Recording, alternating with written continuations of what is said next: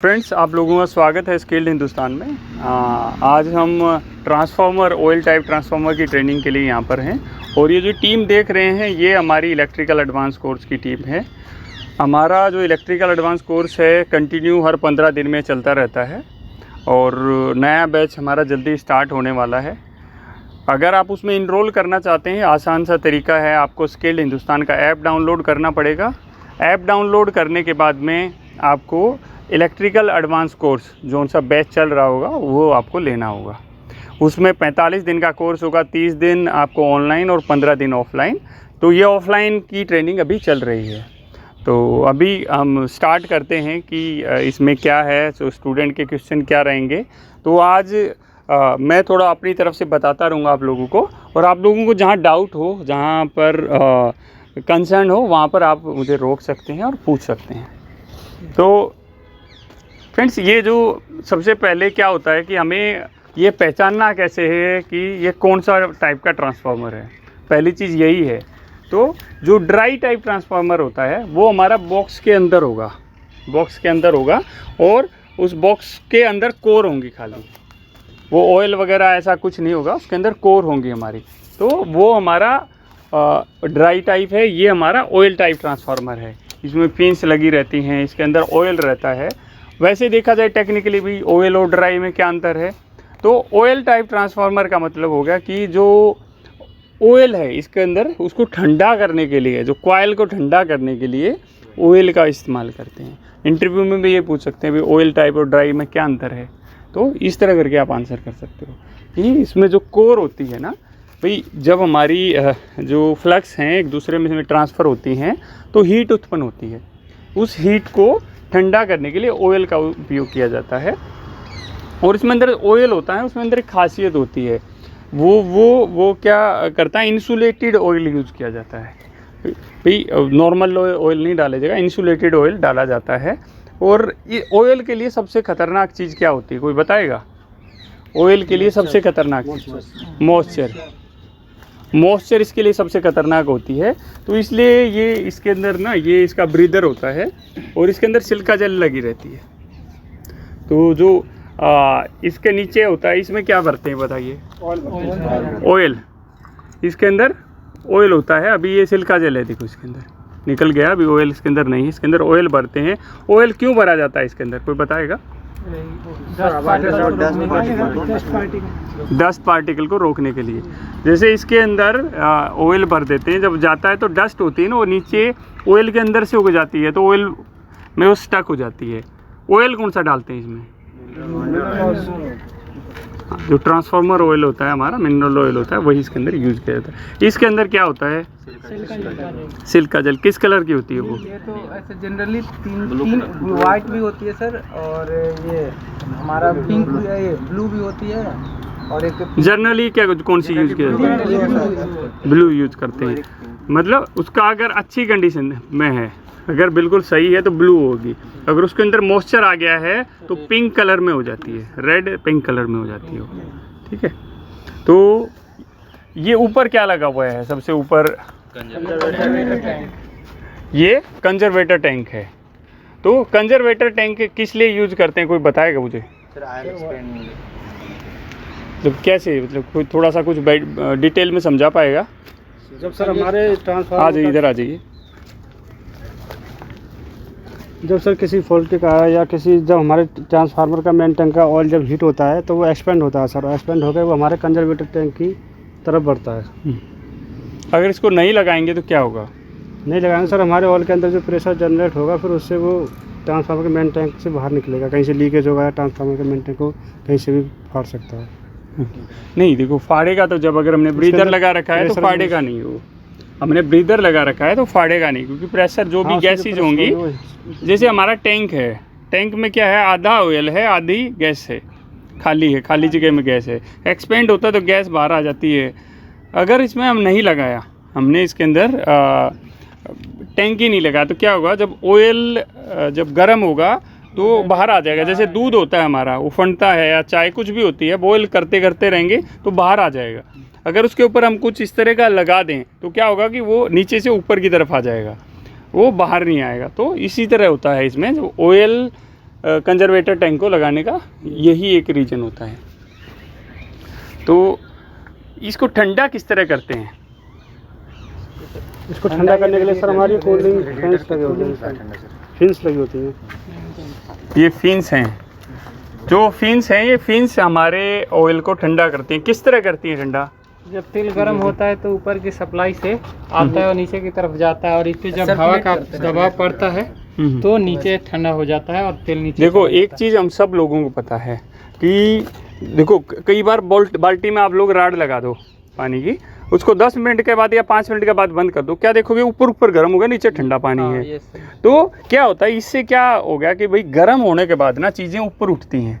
जैसे ऑयल है भाई, गर्म हो गया, गर्म ऑयल ऊपर की तरफ आएगा, तो ये देखो पूरा ट्यूब है, ट्यूब के अंदर आ जाएगा और इसके अंदर से पतले पतले हॉल हैं, इसके अंदर पतले पतले होल हैं, उससे क्या होगा पूरी इसके अंदर आ जाएगा। ये प्लेट है, ये प्लेट पूरी यूं है और इसके अंदर फिर नीचे ऐसे पूरी जाली सी बना रखी है, तो फिन्स बोलते हैं, इस फिन्स में आ जाएगा। ये देखो आप एक जगह से मोटी दिख रहे हैं ना, तो ये वही है। और फिर एयर इसके अंदर से जाती है, तो नेचुरल तरीके से ये ठंडा करता है।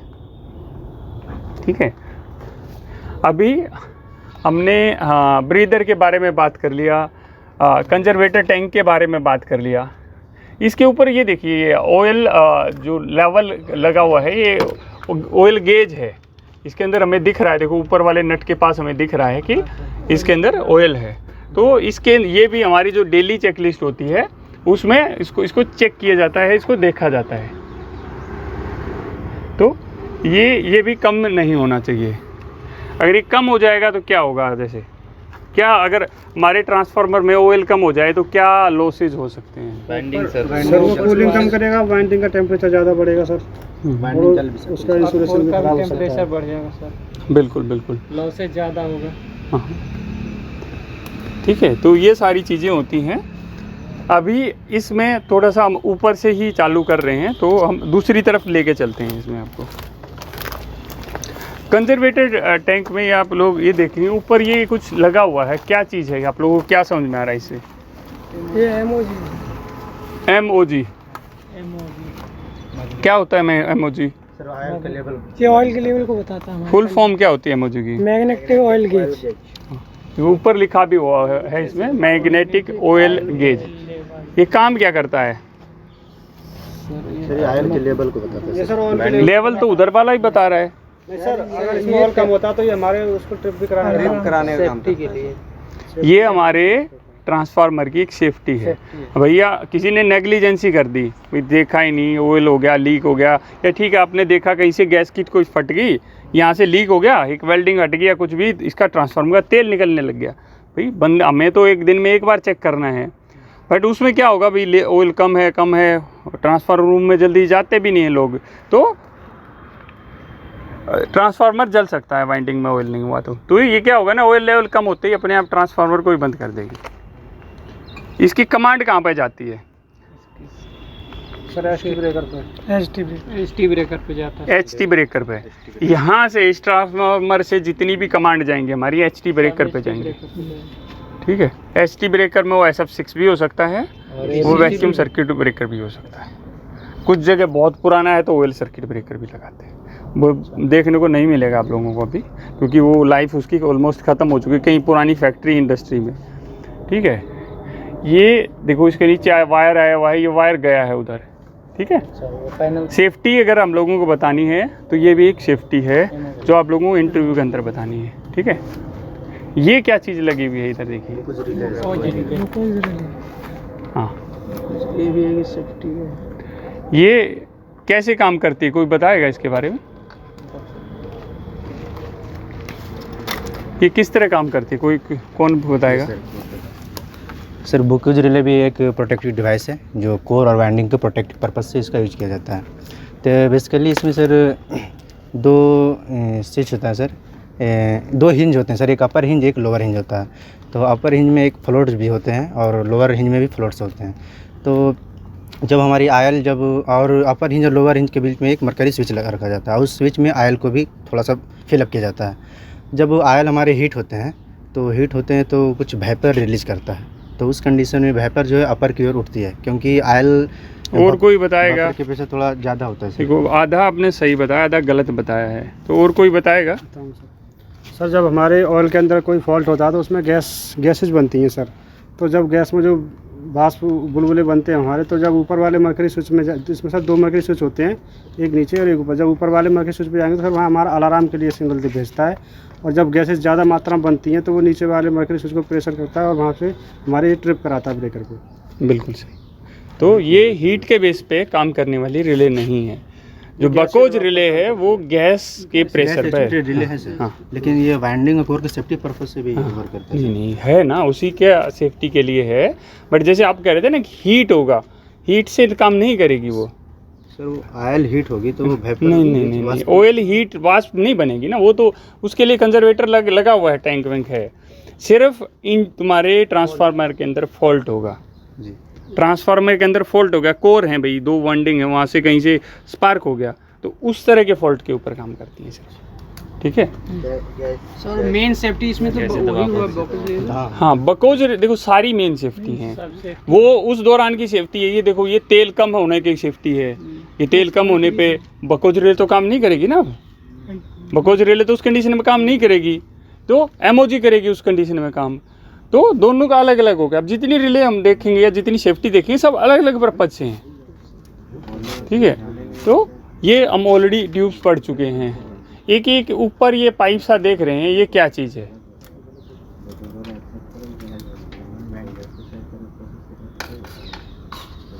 क्या बोलते हैं इसको?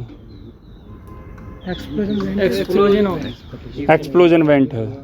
एक्सप्लोजन वेंट है, एक्सप्लोजन वेंट है। ये किस तरह काम करता है, क्यों करता है, कब करता है? किसी कंडीशन में अगर हमारे सारे एबनॉर्मलिटी सिस्टम काम नहीं कर रहे हैं तो ये प्रेशर कुकर की तरह काम करता है। जब तेल ज़्यादा गर्म हो जाता है और कहीं से निकलने की चांसेस नहीं रहते, जिस कंडीशन में ट्रांसफार्मर तेल कितना गर्म कैसे होगा?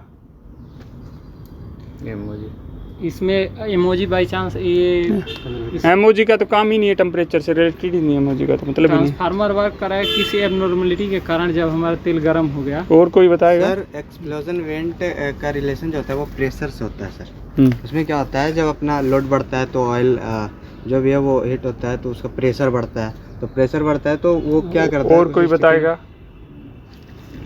सर इसमें सर हमारा इंटरवल फॉल्ट होता है, कोई बड़ा फॉल्ट होता है तो उसमें सर ज़्यादा गैसेज बनती हैं, तो ज़्यादा गैसेज से ये हमारा ऑपरेट हो गए खुल जाता है, तो वहाँ से गैसेज निकलती। बिल्कुल रहेगी। ठीक है, जब हमारे ट्रांसफार्मर के अंदर देखो छोटा फॉल्ट है कोई, तो हमारी बकोज रिले लगी हुई है। कोई इतना बड़ा फॉल्ट हो गया कि भाई गैसेज बहुत ज़्यादा होगी, वो यहाँ से भी बाहर नहीं आ पा रही हैं, जैसे भाई रास्ता तो वही है, तो क्या करेगा उस कंडीशन में ट्रांसफार्मर न फटे, इसलिए हमारी वो ये लगा हुआ एक्सप्लोजन वेंट। एक्सप्लोजन यार देखो एक नाम से ही पता लग रहा है इसके कि जैसे बम होता है भाई एक्सप्लोज, तो एक्सप्लोजन वेंट इसलिए इसको बोलते हैं। इसको तो सर SPR भी बोलते हैं, सडन रिलीफ वाल्व। हाँ वो भी कुछ बोल सकते हैं, बट इसको मेन जो बोला जाता है एक्सप्लोजन वेंट ही बोलते हैं इसको। ठीक है, उस पे इंडिकेटर का चीज़ लगा सर।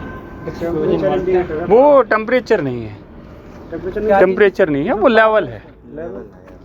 लेवल है, वहाँ से ऑयल दिखेगा हमें कितना ऑयल है क्या है, वो लेवल है, ऑयल देखने के लिए सिर्फ। ठीक है, वहाँ टेम्परेचर का कोई मतलब ही नहीं है। ऐसा लग रहा है वो पारा सा टाइप। नहीं पारा टाइप में नहीं है, सिर्फ वो इंडिकेशन है वहाँ पे। तो वहाँ भी ऑयल देखेंगे सर, उस साइड भी ऑयल का था। एक ही जगह देखते हैं हमारे कंजर्वेटर टैंक में। अगर हमें जो डेली ऑयल चेक करना है वो सिर्फ कंजर्वेटर टैंक के अंदर चेक करते हैं। ठीक है, अभी थोड़ा सा और इसमें आगे बढ़ते हैं, तो हम अभी दूसरी तरफ आते हैं, फिर दोबारा से रेड वाला हाँ सारी चीज़ बताएंगे। ये जब ये हमारा ऑयल TC है, इसके बारे में बाद में मैं आपको बताऊंगा कि क्या क्या है। ये क्या है, कौन बताएगा? LT है HT है? ये LT है। कैसे पता लगा हमें ये LT है HT है? दो फेज गए हैं सर, क्योंकि इसकी इनकमर सर उस साइड से होते हुए सिंगल केबल गए हैं। तो ये हमारी आप लोगों ने बताया एल्टी साइड है, तो न्यूट्रल कहाँ है इसमें? न्यूट्रल कहाँ से लिया इन्होंने? न्यूट्रल वो काला वाला पत्ती रहा। नहीं, तो आगे तो तीनों फेस चले गए, तो आगे जो बिल्डिंग में न्यूट्रल दिया वो कैसे दिया है फिर? ये इसी वायर में सर्किट होगा।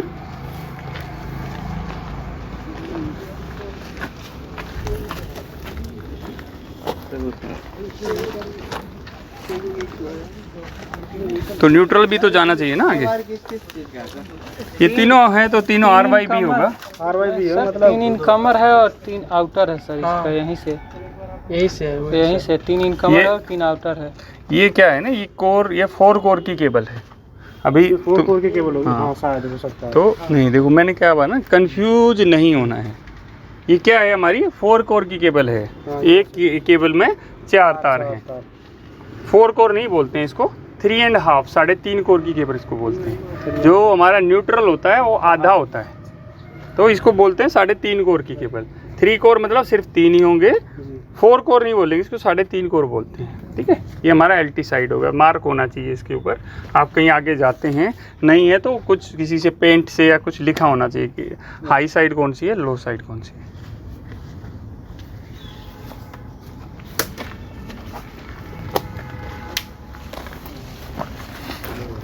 अब थोड़ा सा देखो, हम आपको यहाँ पे दिखाते हैं। ये क्या चीज़ है, थोड़ा कौन बताएगा? ये ऊपर जो लगा हुआ है एक, ये क्या चीज़ है? ये ऊपर वाला है, ये क्या चीज़ है?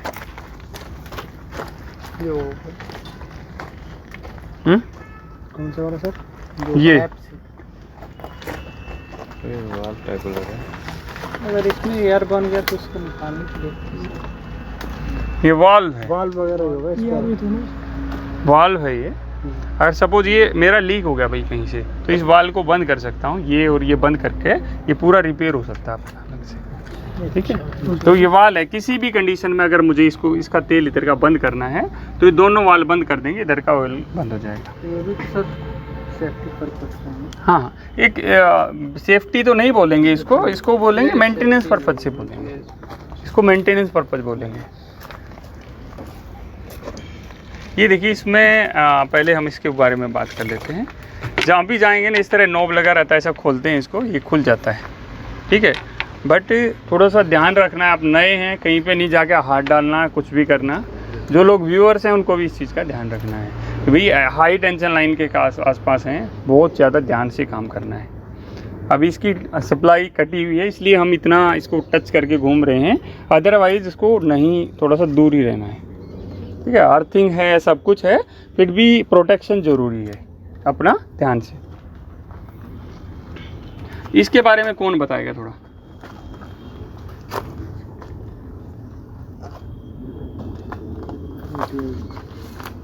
OTI और WTI। ऑयल टेम्परेचर, कौन सा OTI है, कौन सा WTI है? ये OTI है temperature है और ये तो। WTI। ये OTI, ठीक, बिल्कुल सही। इसमें जो हमारा ये जो लाल वाली सुई जो उस दिन पूछ रहे थे, क्लियर हो गया ना जी। कि इसको हमें रीसेट करना है। तो ये देखो, ये ब्लैक वाली सुई जब गर्म होती है तो इसको पुश करती है ऐसे, और इसको रीसेट करना है तो इसके ऊपर ये ढक्कन सा लगा है, खोल के इसको टेस्टर की मदद से इधर उधर कर सकते हैं। ठीक है, ऐसा नहीं है कि किसी ने बताया सर ये तो ट्रिपिंग की है, नहीं, कोई नहीं, ये ट्रिपिंग की नहीं है। ये खाली ये देखने के लिए है कि क्या ये चीज़, ये क्या लगा हुआ है इसके ऊपर? डोर स्विच है, जो आज आप लोगों को कनेक्शन सिखा रहा था ना, इसमें NONC है, मतलब सिंगल है ये कि किस कंडीशन में काम कर रहा है। ये क्या चीज़ है, इसके बारे में कौन क्या बताएगा?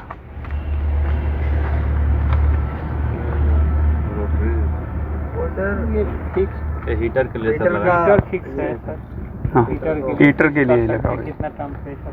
ठीक है, हीटर कहाँ लगा होगा इसमें? कहाँ लगा हुआ सर? यहाँ पे लाइट मॉन्स्टर के लिए अरे एलिमेंट लगा हुआ है। अंदर लगा हुआ है, इसके अंदर है सब कुछ। ये हीट अप हो जाती है। अभी हम अपने OTI और WTI के बारे में बात करते हैं। जैसे इसमें ये नीचे वाली पत्ती देख रहे हैं ना, यहाँ पे ये जो पत्तियाँ हैं, ये इसकी सेटिंग है। जैसे इधर इसको थोड़ा घुमा लेते हैं, ये देखो इस पे अलार्म लिखा हुआ है S1 पे और S2, 2 पॉइंट होते हैं सभी में, S1 और S2 से इसको दिखाया जाता है।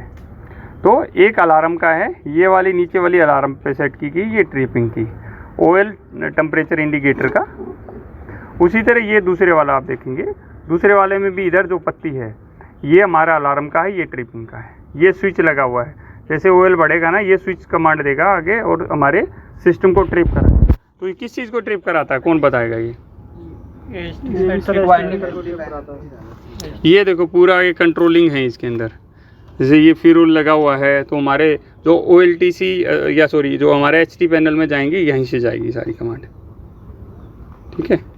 ये दोनों देखो, ये यहाँ से आई है, ये देखो दोनों, ये देखो ये ऊपर देखो WTI और OTI की ऊपर लगा हुआ है, ऊपर वहाँ से ये दोनों आई हैं वायर्स, ठीक है।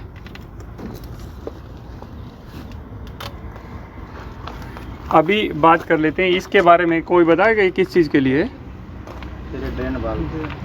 ड्रेन किस लिए, ड्रेन क्यों करना पड़ेगा?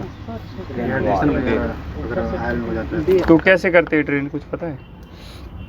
इसको खोल कर वाल को घुमाते हैं। इसमें क्या करते हैं, जब हमारा डिहाइड्रेशन होता है तो एक नीचे है वाल और एक ऊपर है, वहाँ से 2 पाइप होते हैं। ये वाल देखो, वाल लगा है, वाल बंद करेंगे, ये चेक नट ओपन करेंगे, यहाँ पर पाइप लग जाएगा हमारा, ठीक है। उसी तरह नीचे लगेगा और फिर हमारे जो मोटर होती है उसमें मोटर चला देते हैं और वो सर्कुलेट होने लग जाता है। नीचे से खींचेगा, ऊपर से देगा, इस तरह उसके अंदर से सर्कुलेट होता है।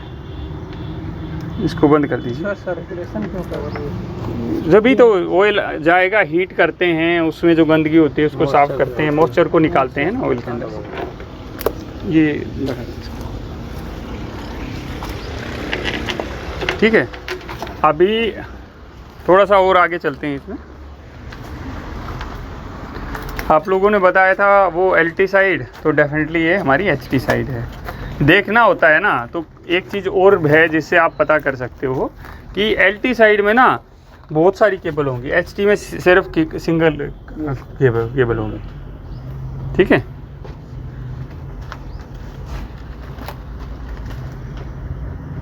सर इसके नीचे ये वाल्व क्यों लगा रहता है? कहाँ पे?